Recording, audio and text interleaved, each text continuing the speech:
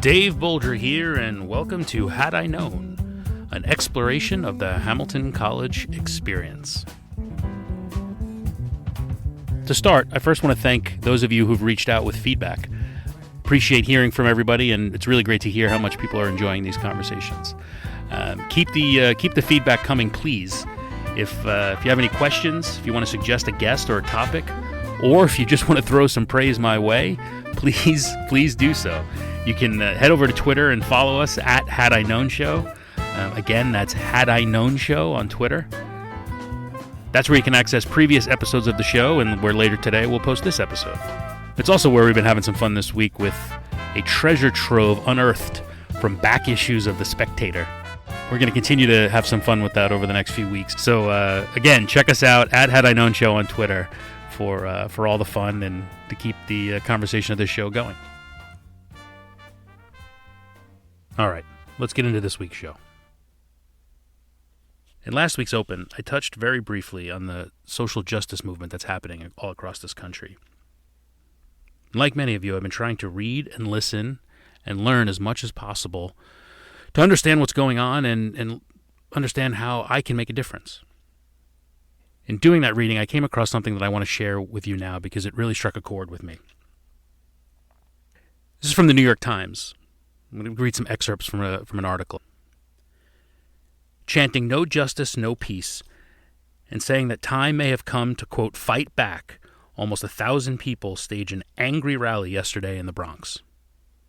It goes on to say, the voices and the outrage of the demonstrators came through loud and clear.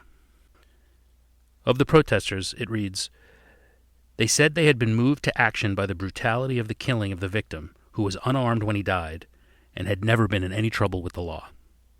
Further on, the article reads, almost everyone interviewed said they believed that the police officers had judged the victim as a criminal because of the color of his skin.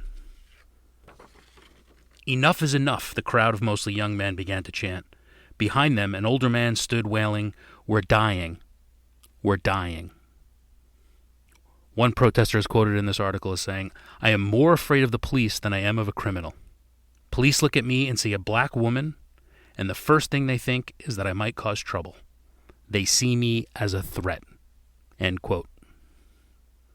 Now, if you've paid any attention to what's been going on, you've certainly read stories like this, or seen this narrative addressed across cable news day in and day out. But here's the thing. The article I just read from was written in 1999. The article was describing a protest after the police killing of Amadou Diallo 20 years ago, more than 20 years ago. It's the same thing over and over and over again. In fact, 10 days after that article was published, the New York Times wrote this, black people's fear of the police and the white people's struggle to understand it is not a new story. It wasn't new in 1999, and it's not new now. Just a few moments ago, I referenced back issues of The Spectator. In looking at issue after issue from the late 90s, you'll find countless articles mentioning the existence of hate on campus. Race and diversity clearly was a big issue then, and while it seems like the school has made great progress, clearly the issue still exists. In February of last year, Spectator opinion editor Alexandra Reboredo published an article on the state of diversity at Hamilton. In it, she recalls how incidents from 2015 led to the creation of a group called The Movement. The Movement presented the school's administration with a list of 39 demands, ranging from revising the school's hiring practice to how diversity is represented on the school's website. While the Movement's efforts did lead to positive change on campus, 4 years later, here's Reboredo writing, quote, the movement and subsequently activism on campus has died out. There is still much to be done. So to me, the key question in all this is, are we just going to be in the same position 5, 10, 15, 20 years from now again? That question is what led me to this week's guest, Professor Mark Cryer, chair of the theater department at Hamilton College, and the writer and performer of the play 99 Questions You've Always Wanted to Ask an African American, but Were Afraid to Ask. In my chat with Mark, you'll hear him share his experience coming to Hamilton College as a black man, how he's seen positive change during his time at the school, and ultimately, he shares some powerful words of wisdom on how to ensure that this movement does not die out. I learned a lot talking to Mark, and I hope you do too. And a word about this conversation. I apologize for some of the audio difficulties you may notice. As we get settled in building up this show, trying out some new technical approaches to how we record remote interviews. And, well, sometimes that technology helps you, other times not so much. Thankfully, Mark comes across loud and clear on this. Maybe a little bit hard to hear me, which no one ever says about me ever, except in this instance. So I apologize ahead of time. You may need to crank the volume up a little bit to hear me perfectly, but the important voice in this conversation is certainly Mark Cryers. So please enjoy my conversation with Professor Mark Cryer. You and I don't think we overlapped at Hamilton. I think. Right. Now, when did you graduate? 99. Oh, okay. So, yeah, and I think we just missed each other. Yeah. But you've been there for quite a while then. Yeah, I know. 22 years. That's something else. Yeah, so that's amazing because you've seen quite a lot of evolution in the school, I'm sure. Yeah, I have, and it's it's been pretty amazing. It's hard to keep track of it all, but it's Hamilton. It's a solid organization, solid college, and good people. So. Yeah. One of the things that comes up on this show and talking to people is just the ample opportunity that exists for at a small school like this to have a thriving theater program. Well, I don't think it's, and you tell me if I'm wrong. Well, I don't think it's a school that if you have a dream of becoming a Broadway star or a movie star, you would necessarily pick Hamilton College. But I think that there's a lot of people who walk on that campus and end up having a career in that and having that being a meaningful part of their school. So I'm curious to just get your thoughts on that as part of the Hamilton experience. Right. Well, it's interesting because, at Hamilton, there is rigor in every class we teach, and there is rigor in theater as well. And it's a discipline and it's a craft, and Sure. That's what we teach. And we get students, we average anywhere from 8 to 14 majors every year and about that many minors every year. And what we do is we just teach the students to love the craft, to appreciate the craft, to respect it, and to learn how to practice it and to recognize it in its various mediums when they see it. We are extremely lucky because the college just built us a brand new building. I think this is our 5th year in this building. And we, for the first time since I've been there, and that's 22 years, we have everything we need. We need a light, we've got it. We need a projector, we've got it. A microphone, we've got it. We literally have everything we need in order to teach our students. When I teach advanced acting, camera and voiceover, and I take them down to the audio recording studio and put them in the first studio, said, look, if you go to NBC Studios tomorrow, this will be the same setup, same equipment, same setup, the whole bit. And they're like, wow. And I'm like, yeah. And that's what we have now at Hamilton. So when we teach, we can teach them for what comes after. And I'd probably say we have anywhere from 3 to 6, maybe as high as 8 students every year that when they graduate Hamilton, they go out into the real world and they try and practice the craft. They want to see what they can do as professional actors. And they have varying success, but it's always exciting that they go out and they take that risk, because that's part of what we teach, how to take a risk. And when you're young, you don't have bills, a husband, wife, or kids just yet, you can go out and explore this and just see what the heck you can come up with. But we're also, and this is the flip side of it too. After about 2 years of knocking around in New York City or LA or wherever they move to, Chicago, some actually even go to Europe. After about a couple of years, generally what happens, the ones that are serious about it and they're like, okay, this is what I'm going to do with the rest of my life, you get an email from them and they're requesting a letter of recommendation for grad school. And that's always exciting. We just sent two kids this year to grad school, and one he graduated last year, and he just got into DePaul grad school this year. And so it's just always exciting to see them go out and pursue their dreams, you know. And that's what Yeah, we have a lot more students now are just taking that chance, you know, and it's pretty exciting. that's great. And I imagine the skills learned in developing this craft, even if it isn't something that is explored professionally post college, there are skills learned in terms of how to communicate effectively and how to present yourself, right? I mean, in the corporate world, there's certainly a wave and a trend now to encourage people to take improv classes to help them as a presenter, right? So I think that Yes. Yeah, those skills absolutely. become transferable to just about anything. Yeah, and one of my favorite stories, a student, he was a theater minor, and he went to law school, Albany Law School, and I heard from him after he tried his first case. He sent me a thank you note and he says, "I won my first case, and I used some of the skills you worked on and talked about in your acting Hmm, class." And I thought, hmm. wow, that's that's what theater at a liberal arts college can do. It can prepare you for a whole lot of different things, and if nothing else, you will learn how to present an argument or yourself clearly in front of an audience.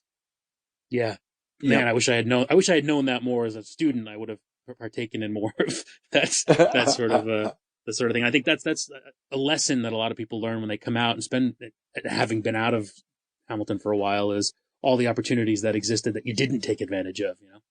Right. Yeah, those are the ones you always remember and regret. That's right. Yeah. That's exactly right. Yeah. So I think that's what this show I think is becoming. It's just my regret tour. Um, so I asked former students this, but I haven't asked a faculty member this yet. How did you end up at Hamilton? Oh my God.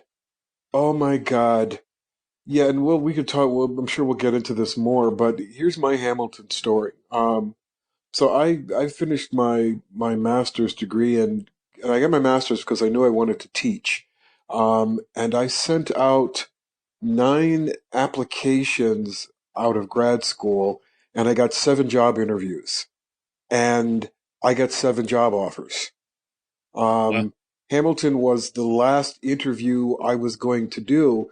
And at that point, I had 6 job offers, and 3 of them I knew I wasn't going to take, but the other 3, I'm like, okay, I'll probably end up going to one of these schools.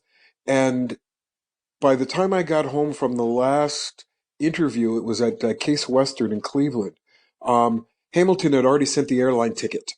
It was hmm, back in the day when they did hard copy airline tickets. And so I hmm, couldn't cancel the interview. I was literally going to cancel it as soon as I got home. But the plane ticket was there, so I felt like, okay, I got to go to the interview.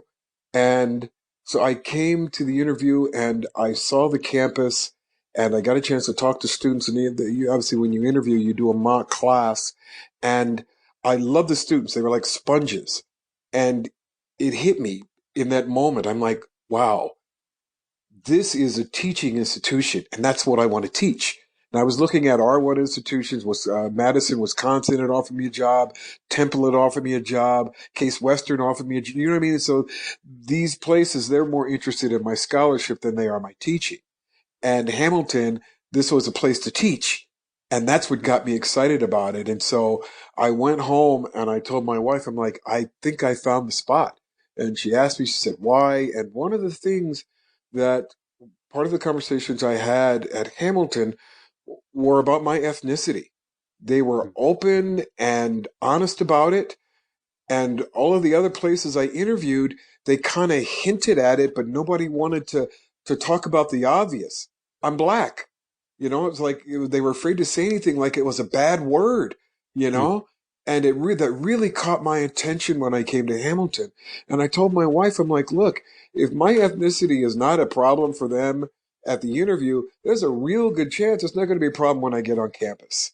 And, doggone it, if that wasn't the case. And so, there's a reason why I've been here 22 years. It's because, Hamilton didn't just hire a person of color. They hired Mark Cryer, who is black. hmm. And there's a difference. And so that's my Hamilton story. I had no intention whatsoever of Wow, coming here. Oh my wow. word.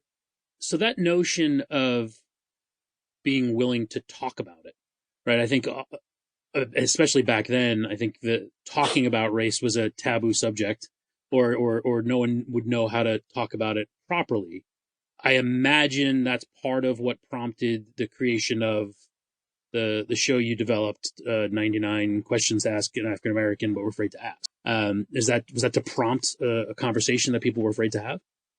Well, yes and no. The the yes part is, yeah, people are afraid to talk about race because they don't want to make a mistake. They don't want to be Right. labeled a racist, and it's hard. I recognize that.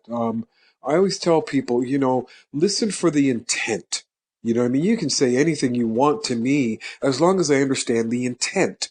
And if the intent is a little off, then we can have a look. Hey, yeah, probably, but yeah, colored is not what we like to be called now. African American or black, but it's very individual. And so you just go ahead and ask somebody what they want to be called.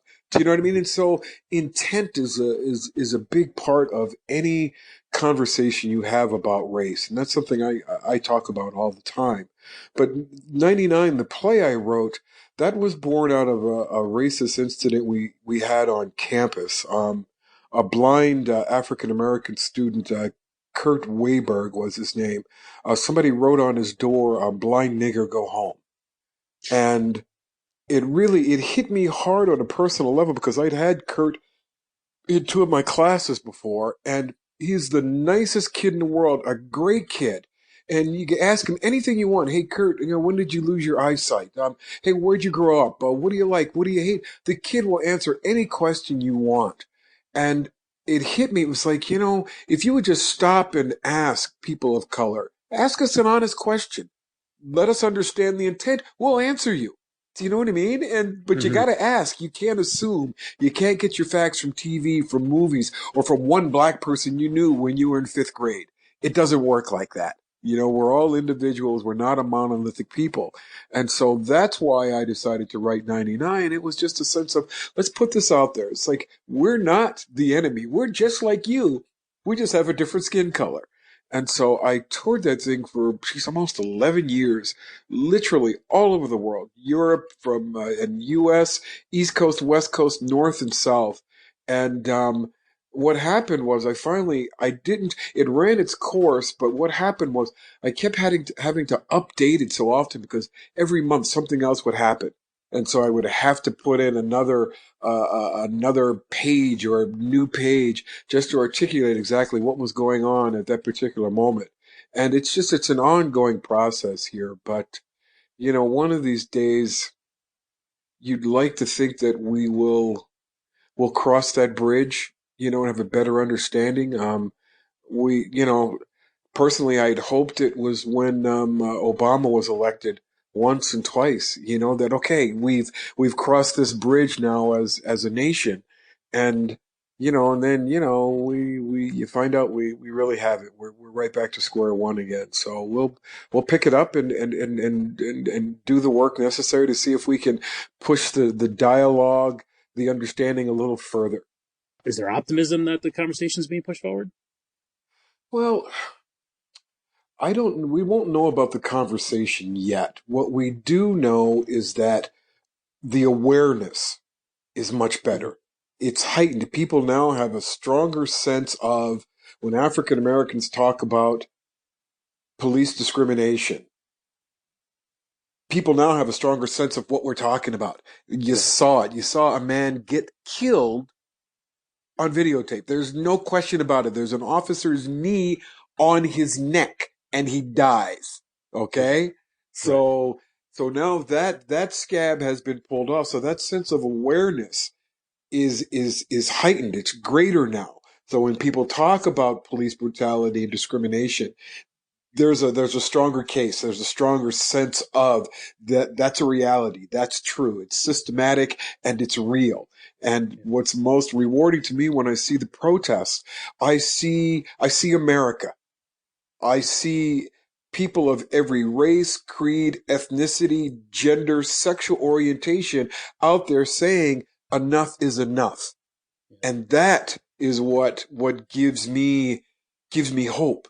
because our attention span in this country is about 5 minutes. And I was Yep. wondering what it would take to move us off of the coronavirus. Well, Yep. okay, discovered what that is. Now Yeah. we're going to Yeah. discover what comes next. What's going to Right. move us off the current media session or what's going on in the country, Right. the protests. And so our attention span is not very long in this country. And what I teach in all my classes, I ask my students a real simple question. How long is your anger?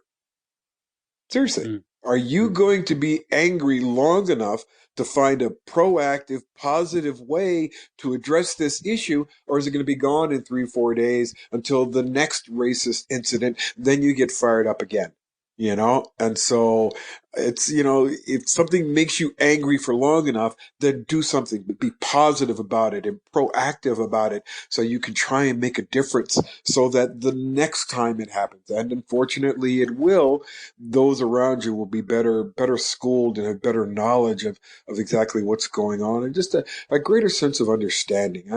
Most of the racial issues we have in this country, I believe, are born out of we don't know each other. We still look at each other as the other, and it's like, I got a house just like you. I got a mortgage. I got car payments. I got a wife. I got a cat.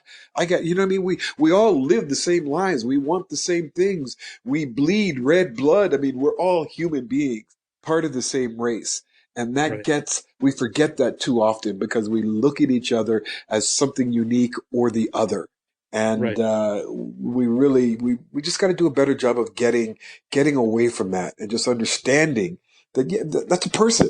Yeah, yeah, okay, they're Asian, but still a person, Right. And so I it think one of the things that struck me to the core, very many well-intentioned white people who see what happens with George Floyd and a man dying. Well, that's the extreme, the one bad apple sort of mindset.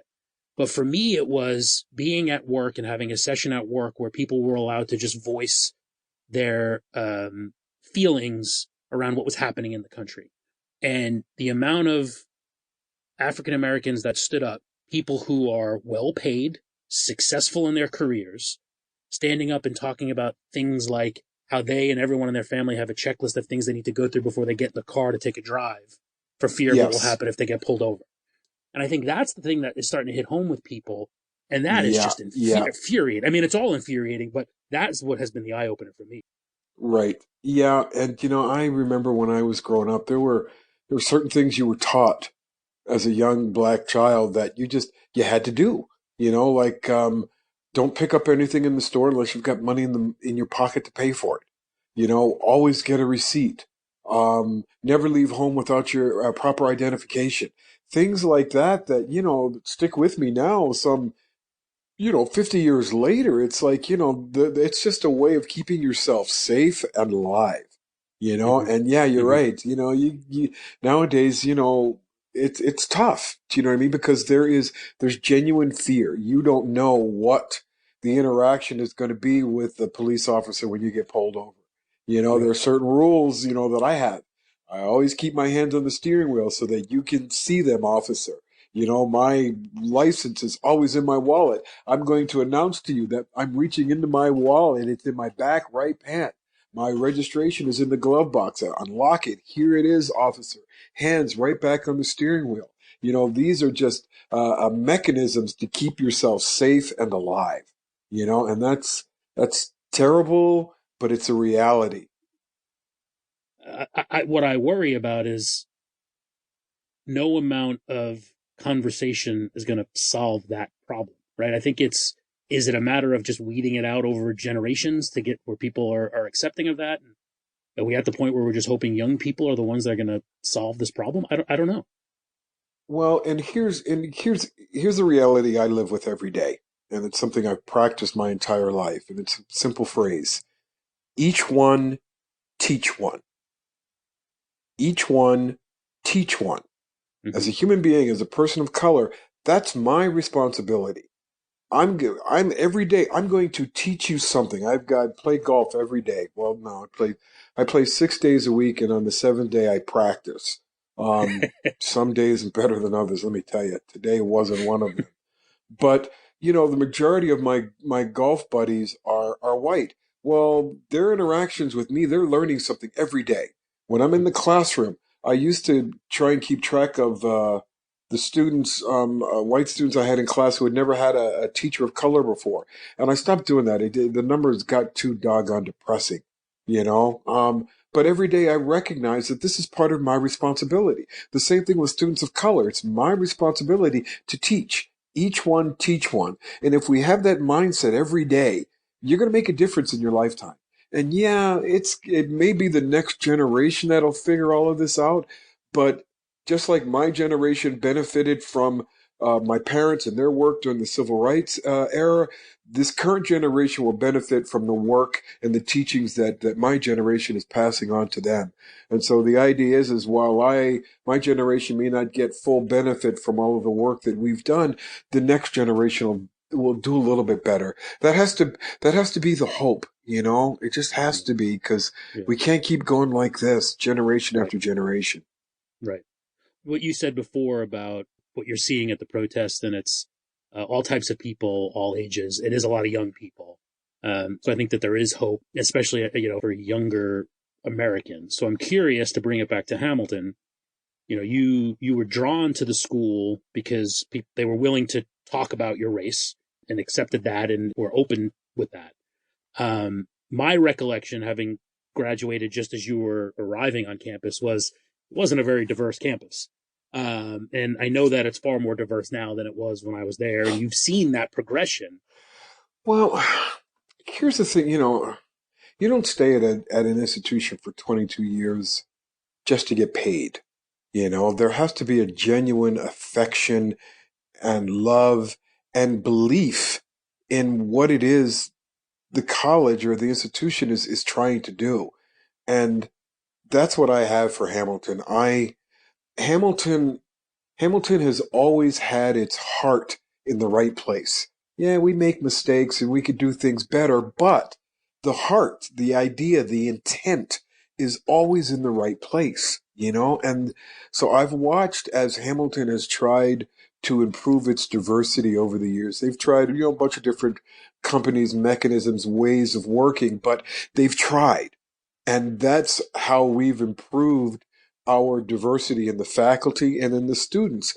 Hamilton made a conscious effort to try and make the college look more like America, and America Mm-hmm. is not all white. It is majority white, but it's not all white and it's not all male. And so they've put their money and their effort where their mouth is. And that is the main reason why our diversity has improved to the point it has. And again, they're still trying new things. Quest Bridge, I think, is a new organization we're using to try and attract more students of color. We still maintain a strong relationship with Posse, and so that's always been a diversity building program. Then we also have the HEOP program as well. And so Hamilton does as well as it can, I think, in terms of building greater diversity among our student body. And then, with faculty, it's tough. It's tough. And I use my job search experience as a great example. When you're a person of color and you hit the market, academic market, it's like a feeding frenzy. I mean, how is it that somebody goes on 7 job interviews and gets 7 offers? I mean, it's ridiculous. Mm-hmm. Well, everybody was looking to diversify their faculty, but Hamilton was the only one that had the courage to say that's part of the attraction. It's like, yes, you're qualified. Yeah, you can teach, but guess what? We're working our tails off to try and diversify our faculty. And I appreciated their honesty and that intent. That made a difference. And I'm sure I'm not the only faculty member that has a similar story. But it's hard though, to attract uh, uh, Faculty of Color to a Hamilton because I think we mismarket ourselves. We say that we're a rural college. And I'm like, well, no, we're not rural. Rural, you want rural? Go out to Colgate. Okay. Colgate is in the middle of cotton picking nowhere. How about Penn State and Happy Valley? That's in the middle of nowhere. Hamilton, you got 8 minutes and you're in New Hartford, 15 minutes you're in Utica, 40 minutes you're in Syracuse. That to me, that's not rural. That's a nice car ride, you Yeah, know? sure. And Yeah. so It's funny you say that. It's one of the things that has struck me as I've been having conversations with folks and think about my own experience is that it took me a solid 3 years to really open my mind to what was out, just like you said, 15 minutes away from the hill, and explore places like Utica, which is a city and it has a history and has interesting places to go and interesting things to see. And I think it gets taken for granted a lot by a lot of people on that campus. yeah. Yeah, you're right. And, I understand because we're a residential college and your life happens on the hill. You go downtown to the grocery store, or if your fake ID is going to work in Don's Rock, you'll pop in there and some such. I understand that, but I've never liked the idea of rural anywhere in the description of Hamilton because I don't think that's true. And again, we've got a jitney now. Jitney goes, geez, dozen times a day to the mall in New Hartford. Well, when it was open and so you can Yeah. you can get out and about. You're not stuck on campus. Yeah. Yeah. And so 22 years there, um, central New York in that area, my recollection was it's not the most progressive of areas. As a black man living in central New York, have you dealt with issues out off the hill? Well, it's interesting you mention that because I live in Syracuse, Oh, okay. and I did that for a variety of reasons. One, I need more diversity, Mm, and I didn't like the idea of going into the liquor store and seeing students. yeah. Do you know what I mean? And so I needed to be away from campus. And also too, as an artist, it's important for me to maintain a life that's separate from Hamilton because they're paying me to teach life, to how to act life. And if the only life I have is on campus, then I'm not going to be as effective as I could be. And That's interesting. so living in Syracuse is good for me and important. But the most important thing is I live 6 miles away from Wegmans. Okay. 6 miles. All right. And so I don't care what anybody, one of the questions I got in 99 questions you've always wanted to ask an African American was if you could envision a happy place that was welcoming and opening to all African Americans, what would it be? The answer to that question was Wegmans. Wegmans. I love it. And so those are the reasons why I live in Syracuse now. I've had a few incidents, like we built our house, and I guess we've been here about a week, and I get pulled over by a police officer, and I wasn't wearing my seatbelt properly. I had one of the straps under my arm because my shoulder I had a golf injury, of course. And he pulled me over and he looked me in the eye and says, "Oh, you don't look like you're from around here." And I said, "No, sir, I'm not. I just built a new house right there, 221 Horizon Drive. Been here about a week. Oh, okay. Check my license. Okay, thank you."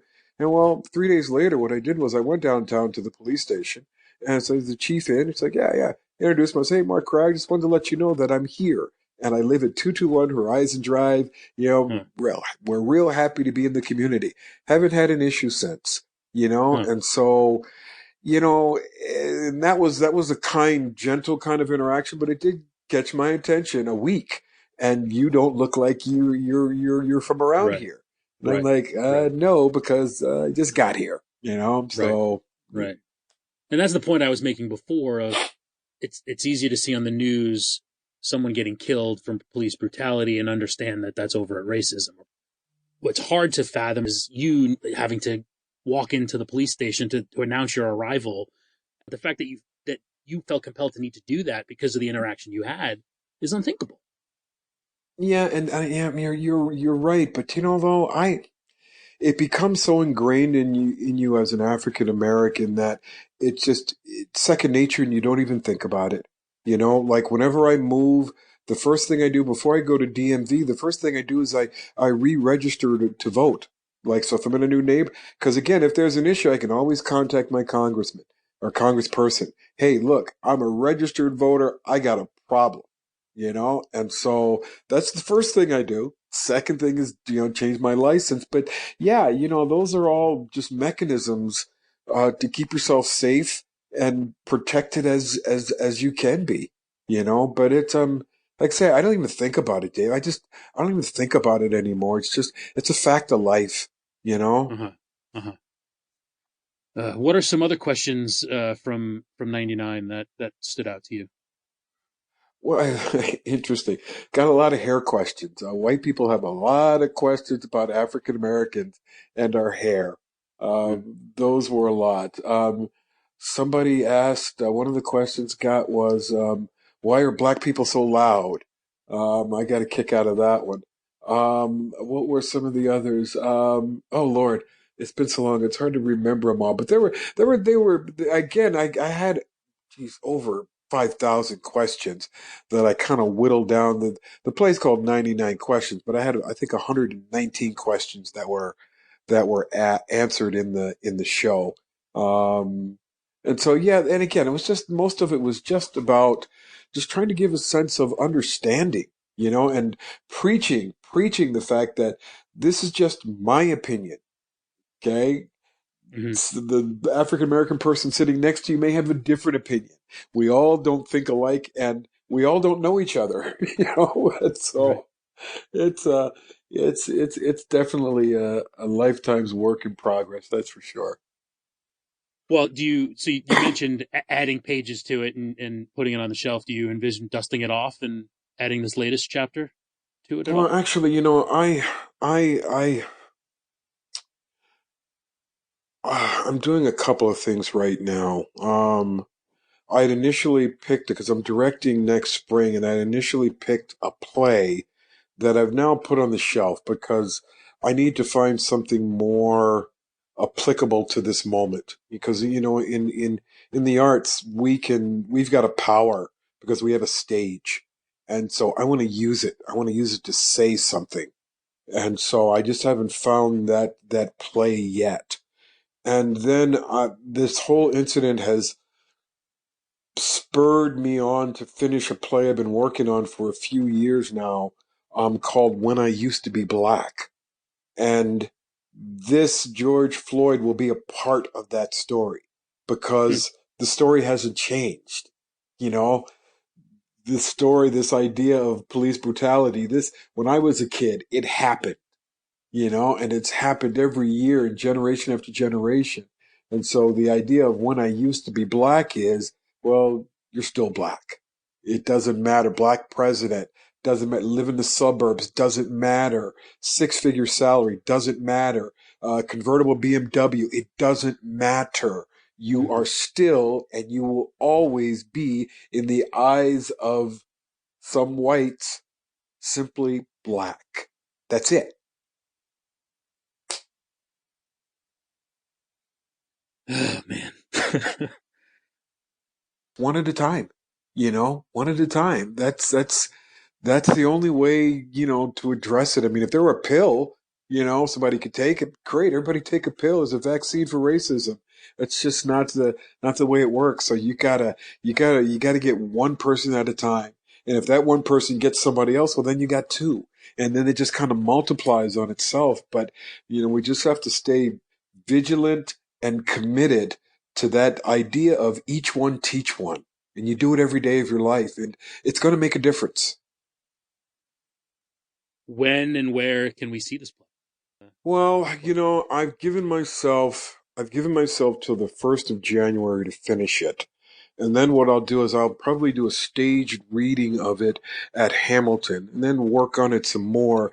And then generally what I do is I'll perform it on campus and then I take it over to the Edinburgh Theatre Festival and perform it there because I did my graduate work in Scotland, and I when I was in grad school I didn't see any African American theater in Edinburgh. You saw theater from all over the world, but I never saw any African American theater. And so I made a promise to myself that if I ever got the opportunity, I was going to bring some African American theater to Edinburgh to the festival. And I've done, this will be When I Used to Be Black will be my sixth play there, African American play at the festival, and it's just nice that they've had the opportunity to fulfill one of my goals. Mm. And like I say, it's important. When I was in grad school, the number one show was Jerry Springer. And my classmates used to ask me all the time, do all black people act like that? And I'm like, no, we don't. I said, that's a unique subset they bring on because they're trying to sell commercials or some such. You know what I mean? And so it's just important, I think, that, I'm taking August Wilson over there, Pearl Cle. I want to take stuff over there so they can get a sense of what is the real African American experience like, not something that they see on an extreme trashy television show, so probably January will be the first time I think anybody will be able to hear this.